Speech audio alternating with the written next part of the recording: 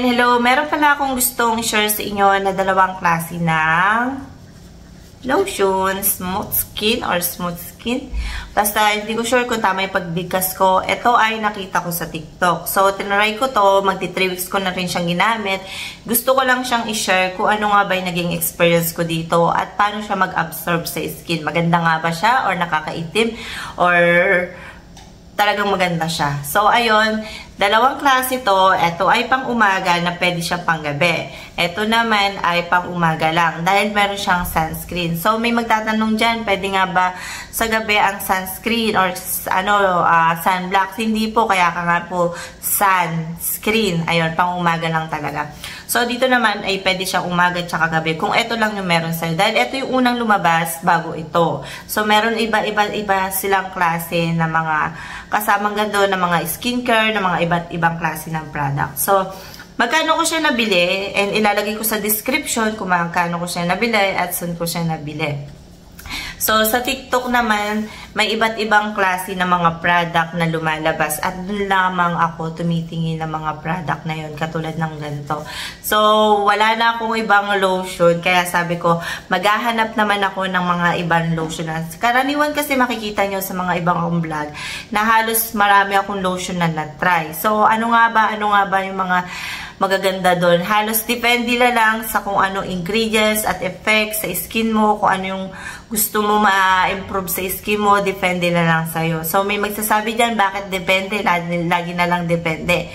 Ayun, dahil depende naman talaga sa skin mo, kung paano mo gagamitin, kung ano yung kinalolooban nito, ganun yun. So, dito tayo, 200 ml siya. Nabili ko to na meron siyang plastic dito. So, may takip din siya dito kasi para hindi siya matapon. And sinasabi ko na kung ano yung pinakaloob niya.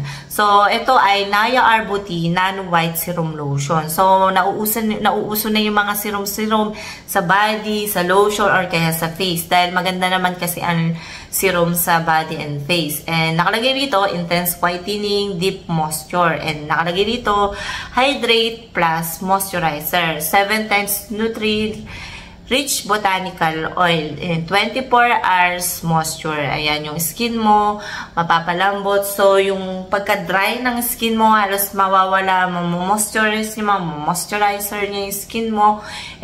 Nakikita mo talaga yung pagkaganda ng skin mo. Basta, uminom ka pa rin ng maraming tubig. Hindi ka aasa sa mga kung ano lang yung ginagamit mo. Kasi nakakatulong din kasi yung tubig natin. Tubig sa pag-inom ng tubig sa skin natin. Hindi lang asa ka ng asa sa product, tapos sasabihin mo, hindi naman pala maganda. So, uminom ka rin na maraming tubig. So, dito ay meron siyang ingredients na nakalagay dito. Ayan. And yung expiration niya, 2028 pa. So, ayan. Nakalagay dito, formulated with lightweight texture. This lotion is absorbed quickly without leaving and greasy and making it ideal for daily use on all skin type. Ayan, nakalagay dito, fast-absorbing siya, non-greasy, non-sticky, hindi siya malagkit, hindi siya parang super sticky talaga. And madali siya ma-absorb. Ayan. And di ko na babanggitin lahat ng mga dito, ingredients dahil sobrang dami. Pero meron siyang arbutin, vitamin E, meron din siyang sunflower oil, argan oil, ayun, meron din siyang additional glutathione, ayun, may mga ganon. So, kung naghahanap ka ng gusto mo makabilis, magpaputi, and depende na lang sa skin kasi may mga morena, may maitim, kasi sasabihin nila hindi naman effective. Depende po yan kung talagang consistent ka maggamit ng isang product. So, ipapakita ko yung tsura niya. Ayan. Medyo runny lang to ng bahagya. Ayan. And, parang instant whitening siya. Hindi siya, dahil serum lotion siya. Merong serum lotion na medyo ma-light sa skin. Ito yung skin ko. Ayan. Hindi siya dry. Super nagandahan ako dito. Ayan. Ayan. Ayan siya. And, ito siya. Nakakaputi ito. In fairness, yung ganto ko. Kahit nasa initan ako. Kasi lagi-lagi na ako nasa labas. Nag-work na kasi ako sa labas. And, ayan. And lagi ako nakatutok din sa labas sa ano ko. Ayan, hindi siya nakakaitim. Nagulat ako, meron kasing lotion na nakakaitim ha, pagka nainitan ka. Kasi ako, madali akong mangitim ha. Ayan, madali din siya ma-absorb sa skin. Depende pagka nakaharap ka sa blower, electric fan, mas madaling ma-absorb yung katulad ng ganito. And yung amoy niya, mild lang siya. Hindi naman siya super parang malagkit ang dating niya ng amoy or kaya maasim. Napaka-sosyalin ng amoy niya. Hindi ko siya ma-explain pero ano lang siya, mild lang siya. So, ayan yung skin ko. Ayan. Ayan. Hindi naman siya yung parang may puti na effect. Ganon. Parang instant whitening. Hindi siya yung ganon. So, dito tayo sa isa na daily brightening sunscreen. Serum lotion din siya. So, may napansin lang ako dito. Ito yung ano nito ay may silver dyan na nakatakip din. So, papakita ko sa inyo.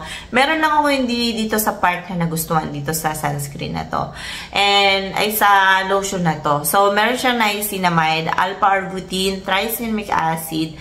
Nakalagay dito, Advanced Multifunctional Whitening Complex. Meron siyang SPF 40 PA+++, UVA and UVB protection.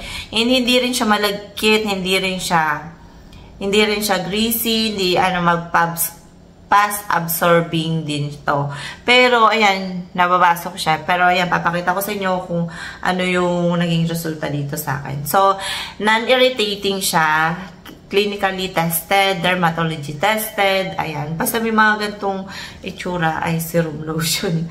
And nilagyan nila 24 hours moisture yung skin mo. And hydrates plus moisturizer, 5 times botanical actives for all skin type din siya.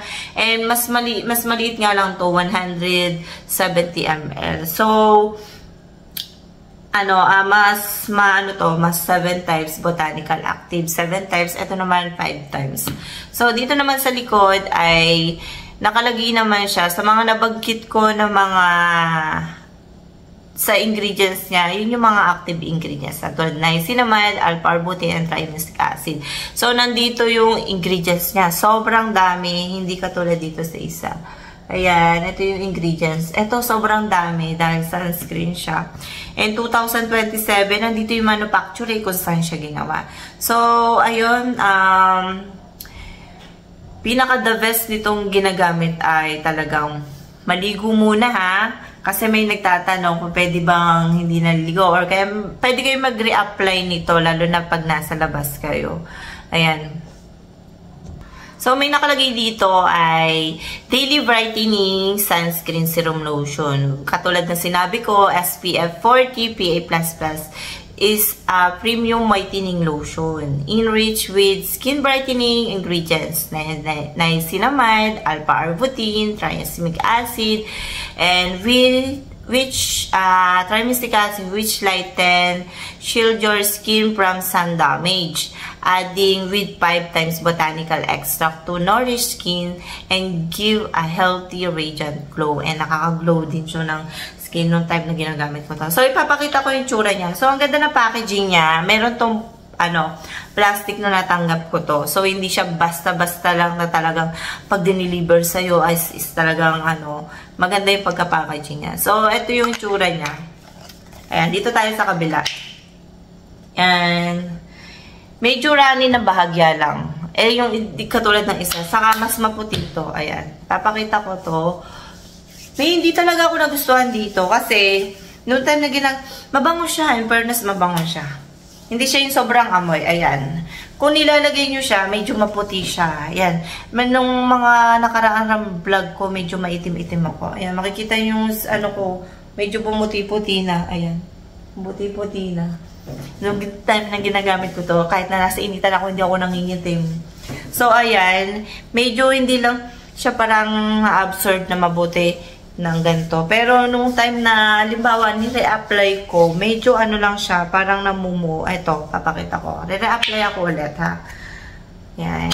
Dito ay, nagre-review lang po ako. Kung ano yung experience ko, yun lang po yung nasasabi ko. Ayan. Magkaiba sila. At ito namumuti. Basta kung gusto nyo na nagmamadali kayo, tapat lang kayo sa blower or electric fan. Ayan. Blower.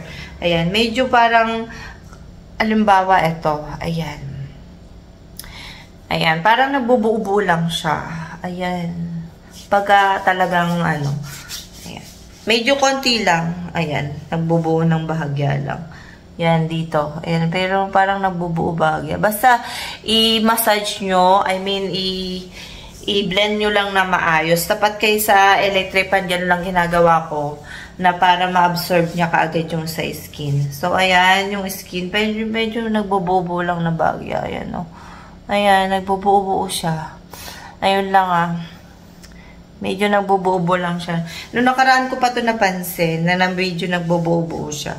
Eh, maganda naman to dahil nung time na ginagamit ko to sa labas, hindi siya yung parang malagkit. Kahit na, basta sa umaga talagang itapat mo lang siya sa blower pagka, ginagamit mo siya. So, ayun siya. Eh, namumuti-muti ba to? Yung parang, limbawa nasa nasa initan ka na. So, ayun, siya, nagbububo talaga siya. Ayan, makikita nyo.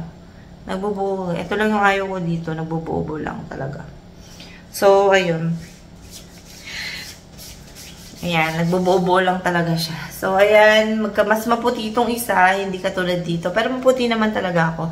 So, hindi siya nilalagay sa face, hindi siya nilalagay sa face. And naman daw ang partner ko dito sa sabon. Dove lang din ang gamit kong sabon at Kojisan. So, ayun. And bibigyan ko rin din yun ng review. So, ayun lang yung masasabi ko dito. Hindi siya malagkit, fast absorbing, depende lang dito ayun lang yung napansin ko. Pero maganda rin to dahil hindi ako nangitim nung time na ginagamit ko to. So dito, glowing siya, malambot sa skin nung pagkising ko sa umaga dahil ginagamit ko siya sa gabi. So glowing skin siya and super ganda. Wala akong masabi dito sa lotion na to. So ayun lang yung masasabi ko dito and see you next vlog. Bye!